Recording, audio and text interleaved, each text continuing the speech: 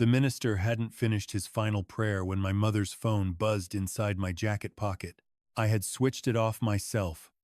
3 nights before, sat on the edge of her bed in the palliative ward, pressed the button until the screen went dark, then slipped it into my coat thinking I'd sort through it later, when the worst of it was over. But here it was, alive in my hand, vibrating against my ribs as the first shovel of red Gippsland earth hit the lid of her casket. I pulled it free. The screen glowed. A single message from a number I didn't recognize. Not here. Wait until you're alone. The blue biscuit tin. Second shelf of the laundry.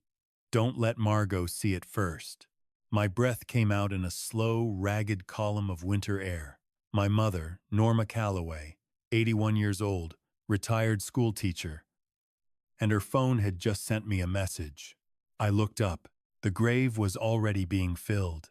My sister Margot stood on the other side of it in a black coat she'd bought specifically for the occasion. I'd noticed the price tag still tucked inside the collar at the funeral home, her face composed into the expression of dignified grief she seemed to have practiced. Beside her stood her husband, Dennis Falconer, in an expensive suit that cost more than my first car, his eyes moving across the mourners with the steady professional scan of a man calculating the room rather than feeling it. My granddaughter Isla, 7 years old, slipped her small hand into mine. "She is, sweetheart," I said. I closed my fingers around the phone and said nothing else. "My name is Graham Calloway. I'm 64 years old. I spent 38 years as a civil engineer with the Latrobe Valley Council before retirement, and I have spent every one of those years believing, with the particular stubbornness of a practical man, that the truth is a solid thing, measurable, provable, load-bearing. I was wrong about that. The truth, I have since learned, is not a foundation. It is a flood, and I was about to be submerged. I let myself in through the side door with my spare key, the familiar metal grating of the lock grounding me as I stepped into the silence of a house that no longer held the person who had made it home. The laundry was off the kitchen, small and bright with a narrow slatted window that let in the cold morning light. The shelving unit along the far wall held her washing powder, her ironing starch, her spare light bulbs in their original boxes. She'd never thrown anything away. Second shelf. There it was, a blue biscuit tin with a faded painting of the 12 apostles on the lid. I lifted it down. It was heavier than it should have been. Inside, beneath a layer of old Christmas cards, I found a brass key and a handwritten note folded in 3. My mother's handwriting precise, slightly cramped in the manner of people who learned to write when paper was not to be wasted. "Graham, I'm sorry this had to wait. The key is for the safety deposit box at the Traralgon branch of Commonwealth Bank. Registered in my maiden name, Norma Price. I've left Rhonda Nakamura a letter. She'll let you in. What you find inside will be difficult, but it has to be you. Margot cannot see it first. She will destroy it. I love you. My darling boy, don't be too gentle." I held the note for a long moment. The laundry clock ticked. The eucalyptus smell was so strong it made my eyes water. Or perhaps it wasn't the eucalyptus. My mother had used her maiden name, a name she hadn't gone by in 60 years, and she had warned me about my own sister. I heard gravel in the driveway. I put the key in my pocket, folded the note into my wallet, and set the biscuit tin back on the shelf, face out, exactly as I'd found it, and walked back into the kitchen just as Margot's key turned in the front door. Rhonda Nakamura had worked at that branch for 22 years and had known my mother since before I was born. She was waiting for me the following morning, and she didn't waste time on ceremony. She led me to the small private room at the rear of the branch, confirmed my identity with the quiet efficiency of a woman who'd been told exactly how to handle this moment, and left me alone with a steel box the size of a shoebox. Inside were 3 items: a USB drive, a manila folder, thick as a brick, and a single photograph, black and white, printed on the kind of heavy stock paper that spoke of deliberate effort of my sister Margot and her husband Dennis seated at a table with a man I didn't recognize, all three of them studying documents spread between them. I turned the photo over. My mother had written a name and a date on the back. Kenneth Phelan. March 2019. 3 years ago. The name meant nothing to me then. It would mean everything within the hour. I opened the manila folder. The first document was a financial statement from a company called Gippsland Heritage Futures PT Limited. The second was a copy of a power of attorney signed in my mother's hand, dated September 2021, witnessed by a solicitor I'd never heard of. But the signature looked nothing like the one on her Christmas cards, her will, the lease on her car. It was close. It was careful, but it wasn't hers. My mother's signature had a particular downward loop on the G. This one curved upward. She had noticed it too. She'd highlighted it, drawn a small arrow, and written a single word in the margin. Forged. How do you stand in a bank vault and feel the floor drop out of you simultaneously? You hold onto the edge of the steel table and breathe through your nose, and you keep reading. My mother had been conducting her own investigation for 2 years. She had begun, as I discovered from the USB drive's contents, with a suspicion a small wrong note in the music of her final years. Dennis had offered to handle her finances when her eyesight began to fail. Margot had encouraged it warmly. It had seemed, at the time, like a kindness. My sister had always been the capable one, the organized one, the one who rang Mum every Sunday and remembered to send a card on her birthday. I had been the practical one, the one called when the guttering needed replacing. In the taxonomy of our family, I was useful and Margot was loving. That was how we'd all understood it. What my mother uncovered was something else entirely. She had started making small, careful notes. She began requesting her own bank statements not through the online system Dennis had helpfully set up for her, but by walking into the branch herself. On the mornings when Margot thought she was at her craft group, Rhonda Nakamura had helped her. That's how the safety deposit box came to exist. Registered under Norma Price, visited by an elderly woman with excellent posture and a devastating eye for figures. The financial records told a story so calculated it took my breath away. Over 3 years, Dennis Falconer, through Gippsland Heritage Futures, which claimed to be a regional property development trust, had redirected $260,000 from my mother's superannuation and investment accounts. The mechanism was elegant and cruel. A genuine-looking investment portfolio, with quarterly statements that showed modest, reassuring returns, while the actual funds were routed through a shell company into accounts registered in the Northern Territory under names that sounded like registered businesses, but weren't. The forged power of attorney had given Dennis legal authority to act on her behalf. My mother's signature looped downward on every G she'd ever written, curved upward on every document he'd ever needed. She hadn't confronted him directly. I understood why. She was 80 years old. Her eyesight was failing, and Dennis Falconer had a solicitor. She was building a case instead. Slowly, methodically, with the patience of a woman who had spent 40 years teaching children to show their working. I sat in that small room for an hour. The fluorescent light hummed. Outside, Traralgon went about its Tuesday morning, and I read every page my mother had left me. Then I turned to the final section of the folder, and I found a name. Rhonda Nakamura had been my mother's first ally. Her second was a woman named Joyce Tran, 67 years old, a retired solicitor from Warragul, who had been the first external victim of Gippsland Heritage Futures.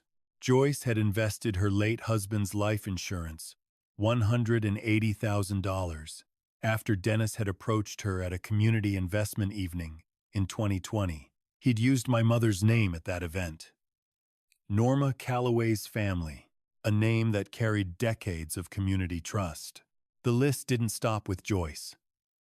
My mother had found 7 more names: former neighbors, members of her church, 2 women from her craft group, one man, Kevin Murchie, 79 years old, a retired dairy farmer from Mo who had invested his daughter's inheritance money, which he'd been holding in trust. All of them had been brought to Dennis Falconer by the same magnet.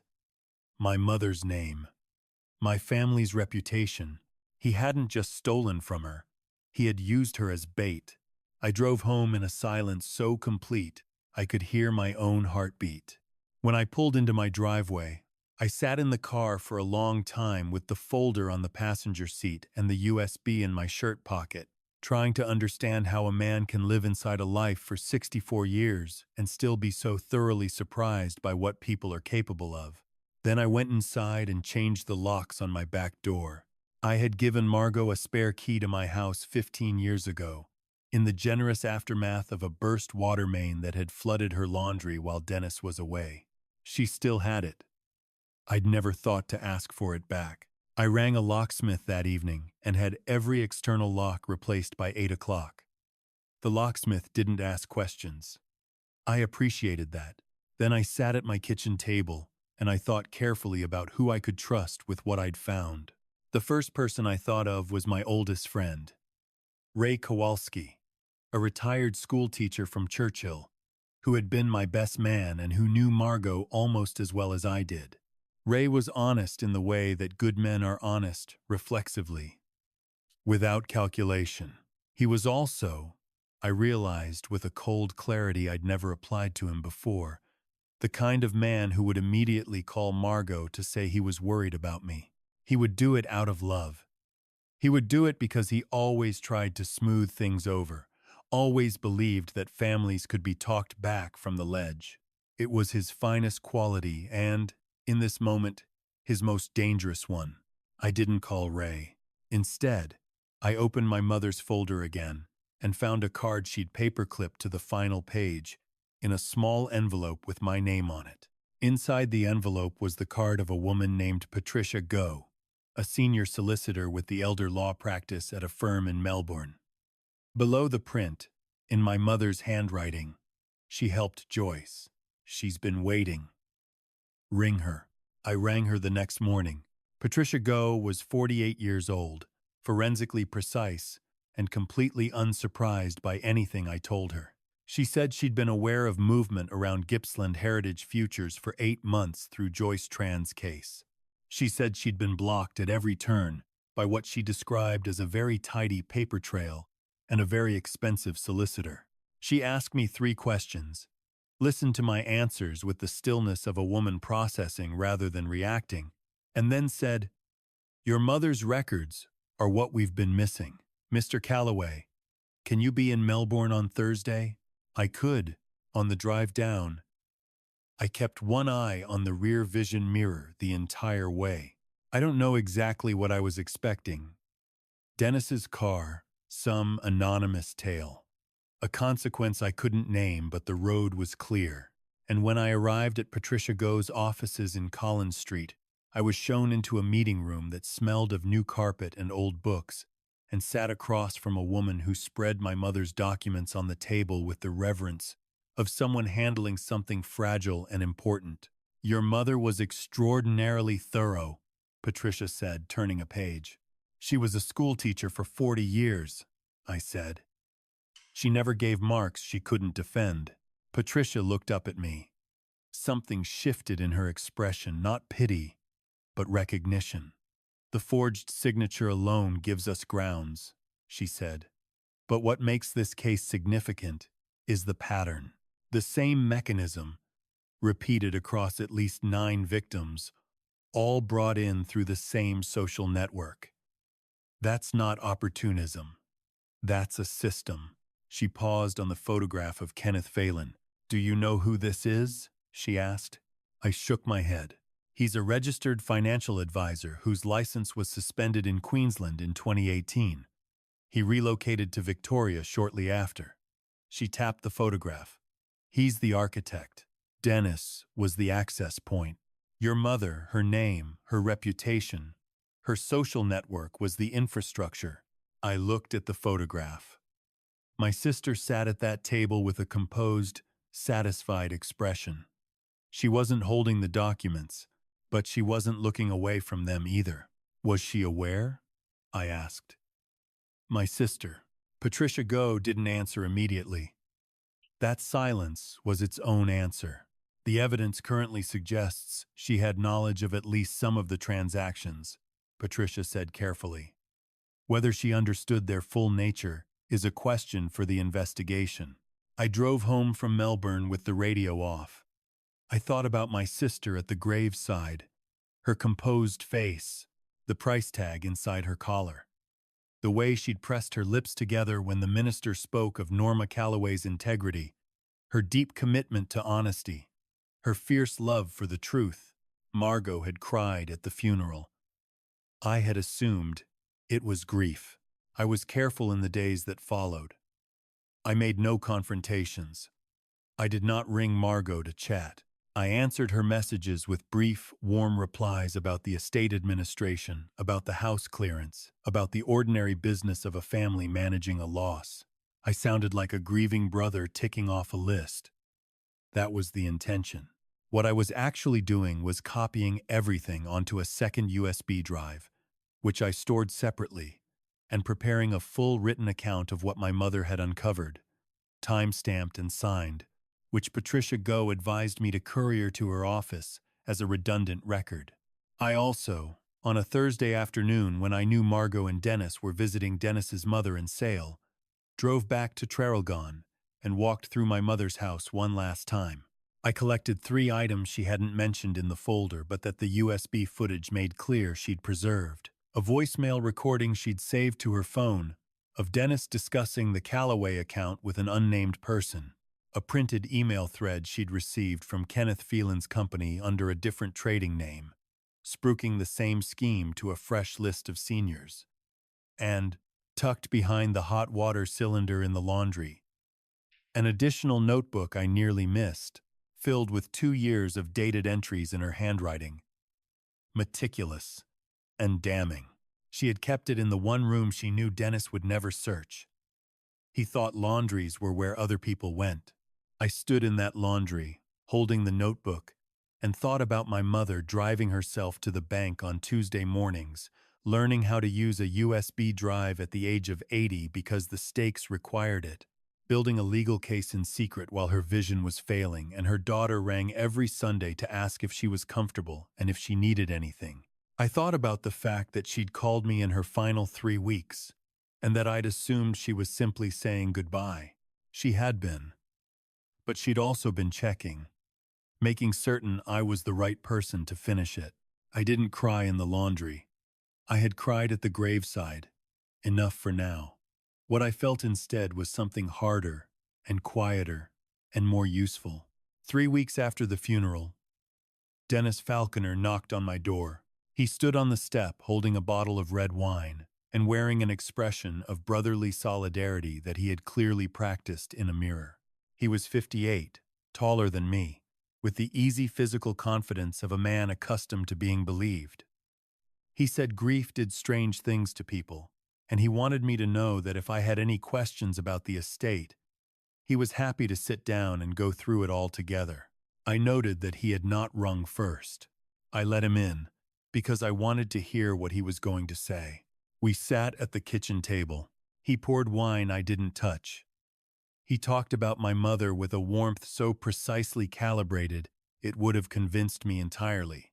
6 weeks ago, he spoke of her resilience, her independence, how much she'd valued the support Margot had given in her final years. Then, very casually, he mentioned the investment portfolio. I noticed Mum had some accounts registered under her maiden name, he said, lifting his glass. Old people sometimes do that. They get confused near the end. I just want to make sure everything's consolidated properly. Did she leave any other documents with you? Anything that might have been filed separately? I looked at him across the table. He had a good face for this kind of conversation. Open, earnest, willing. I spent 38 years assessing structural load. I understood exactly what I was looking at. I'll let the solicitors sort it, I said pleasantly. He drove away 20 minutes later. I watched from the front window. He parked around the corner and sat there for 7 minutes before leaving. I noted the time. I rang Patricia Go the following morning. Things moved faster after that.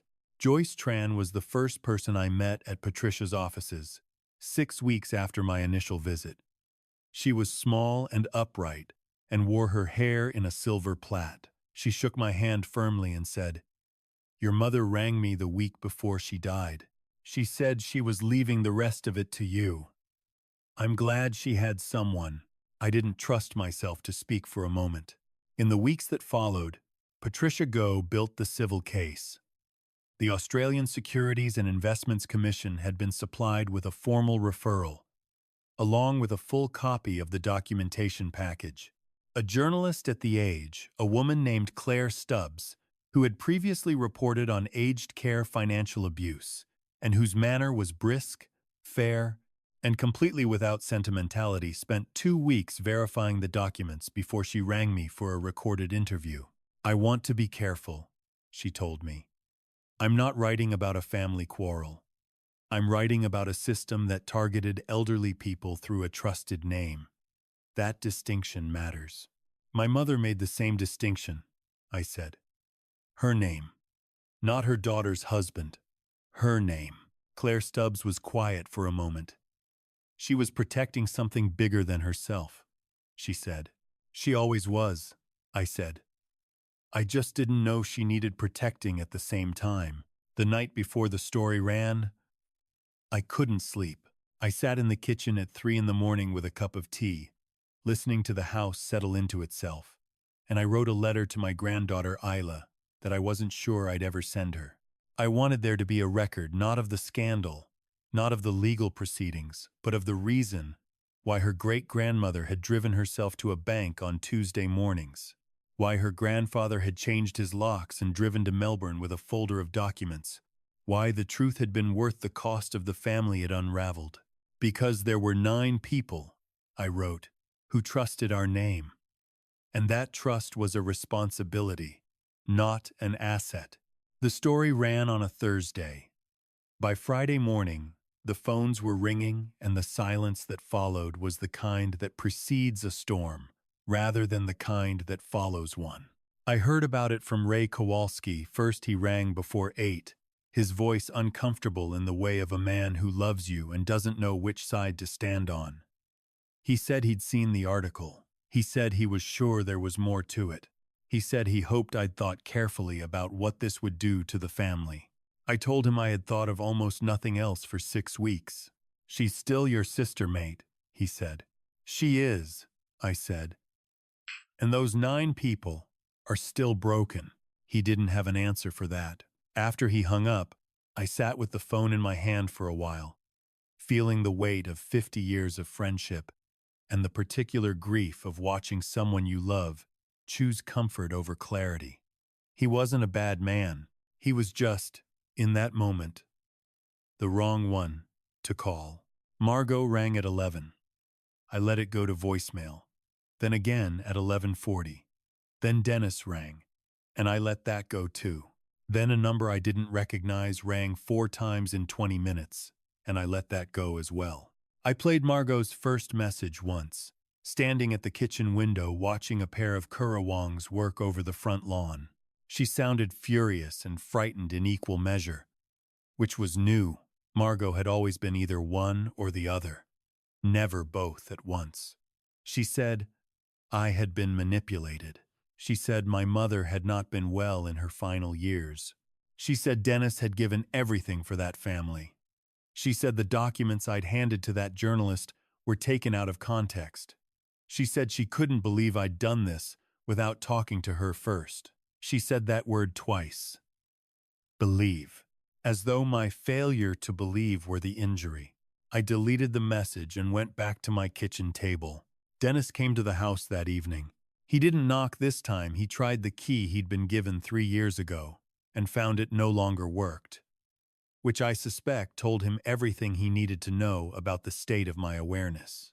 He stood on the front step and rang the bell twice, then knocked, then stood in the dim porch light for 4 minutes while I watched through the side light. He left without saying anything. I heard his car start, idle, pull away. I stood in the hallway for a long time after that, thinking about the man who had sat at my mother's table every Christmas for 25 years, who had driven her to hospital appointments when I was too far away to do it myself, who had held her hand at my father's funeral. I thought about all the years I had been grateful for him. I thought about Kevin Murchie, 79 years old, from Mo, who had been holding his daughter's inheritance in trust. I went to bed. The civil proceedings took 9 months. Patricia Go was exact and relentless. The ASIC investigation ran parallel to the civil case and, 4 months in, expanded to include Kenneth Phelan, whose business activities in Victoria had been generating quiet scrutiny for over a year. The documentation my mother had assembled, the dated notebook, the voicemail, the email thread from the alternative trading name, turned out to be precisely the corroborating evidence 2 separate investigations had lacked. I appeared before the hearing in Gippsland Magistrates Court on a Wednesday morning in late autumn. The drive down was cold and clear, the paddocks on either side of the highway silver with frost. I wore the same jacket I'd worn to my mother's funeral because I thought she'd appreciate the symmetry. I gave my evidence in a quiet voice, working through the documents in the order Patricia had advised. I described finding the biscuit tin. I described the notebook. I described the voicemail, which was played for the court, Dennis's voice filling the room with the particular terrible clarity of audio evidence, fluent, specific, and completely at odds with the face he had worn at every family gathering I could remember. The court was not large. Margot was present. I saw her in the gallery when I walked in, and I looked at her for a moment, trying to find my sister somewhere in the arrangement of features I'd known my whole life. She looked away first. When I stepped down from the stand, I passed close enough to the gallery to hear her breath catch. I didn't stop. The judgment, when it came, ordered full restitution to all 9 victims, the disqualification of Dennis Falconer and Kenneth Phelan from any financial services role in Australia for life, and the referral of both men to the Commonwealth Director of Public Prosecutions for criminal proceedings. The criminal sentences handed down 4 months later, when I had returned to something approximating a normal life, were 4 years for Dennis, 6 for Phelan. Margot received a 12-month suspended sentence and a substantial fine, having been found to have known about the mechanism of the scheme without participating in its design. Her solicitor argued successfully that her involvement was secondary. Patricia Go argued that secondary was not innocent. Both of those things were true. 6 months after the judgment, I drove back to Traralgon to see about the house. My mother's estate had taken time to resolve the proceedings, had complicated the administration, and there had been a period when it was unclear which assets might be subject to recovery. In the end, the house was not seized. It came to me, as she'd intended, and I stood in its kitchen on a Saturday morning in winter and understood that I was going to sell it. It was not a hard decision.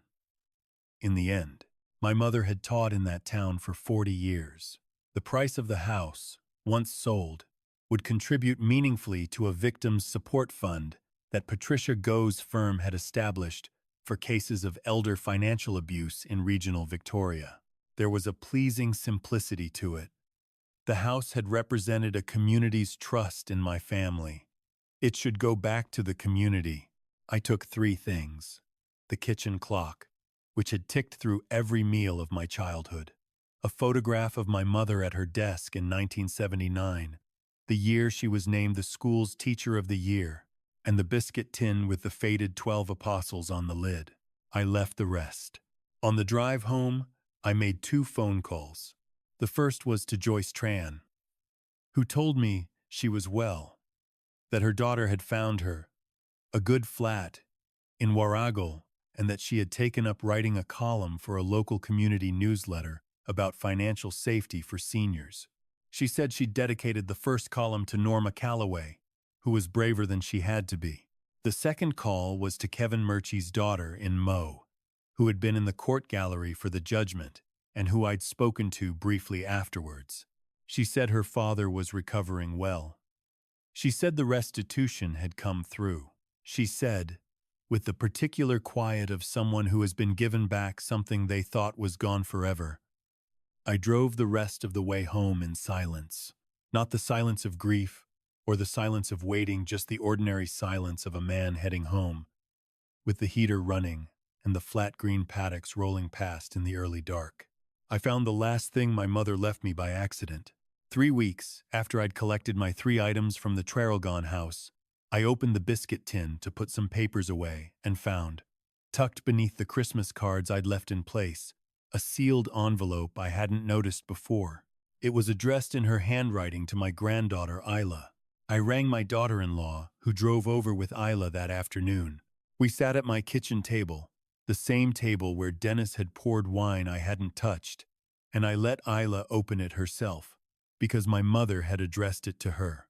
Inside was a letter, and separately, a gift card for a bookshop in the amount of $200, and a small piece of folded notepaper that turned out to be, in my mother's handwriting, a list of books she wanted Isla to read as she grew up, fiction and nonfiction both. The list went to age 20. My mother had thought that far ahead. The letter was brief. I read it over Isla's shoulder. Isla, my love, by the time you read this, you'll be old enough to understand that sometimes doing the right thing is the hardest thing, and that the people who raised you will sometimes ask things of you that cost a great deal.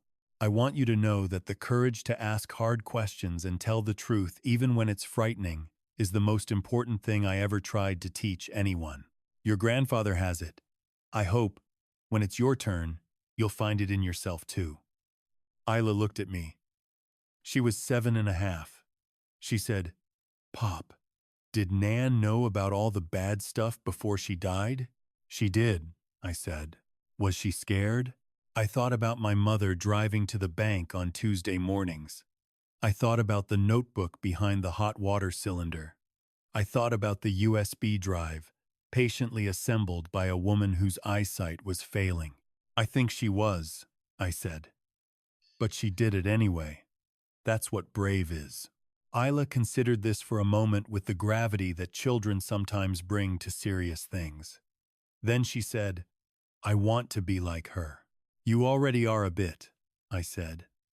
And you've got time to practice the rest. There is a thing I have thought about often. In the months since all of this ended, my mother could have told me. She could have wrung me in that last year and said, Graham, I need you to sit down. Something terrible has been happening. I would have driven to Traralgon that day. I would have listened. I would have helped. But she didn't. She built the case herself, because she wasn't certain, in those early months, that the evidence would hold, and she knew that if she told me before it was solid, I would have confronted Margot immediately, out of the same instinct toward plainness and directness that has served me well in engineering and poorly in family dynamics. She knew I would have given Dennis the chance to destroy the paper trail. She knew my anger, though justified, would have arrived before the evidence did. So she protected me from my own instinct to act. And she protected the evidence from the person most likely to bury it.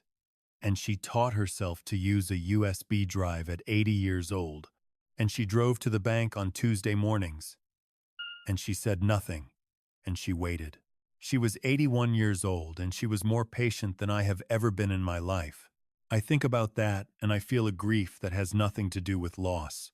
It is the particular sorrow of understanding someone more fully after they are gone, seeing them clearly in a way that living together, comfortably and lovingly, had somehow prevented. She was braver than I knew. She was sharper than I knew. She was lonelier than I knew, carrying something that large in silence, for that long, because she loved me and knew how I worked. She left me the tools to finish it. She left Isla a reading list to age 20. She left Joyce Tran and Kevin Murchie and 7 others the chance to start again. She left the truth solid, provable, load-bearing exactly where she'd promised herself she would. I visit her grave when I can. I put flowers by the headstone, and I stand there in the Gippsland wind, which comes in cold and direct off the hills, and doesn't negotiate. I tell her the same thing each time. It's done, Mum. The accounts are square. And then I drive home, the heater running, the road clear, with the particular lightness of a man who has been trusted with something important and has not let it down. If this story stays with you, I hope it leaves you with something practical. Trust is not a passive thing. My mother knew this. She built it over 40 years of showing up for her community, and she watched it weaponized against the very people who held it most. That is not a reason to withhold trust, it is a reason to pay attention to where it goes and who uses it.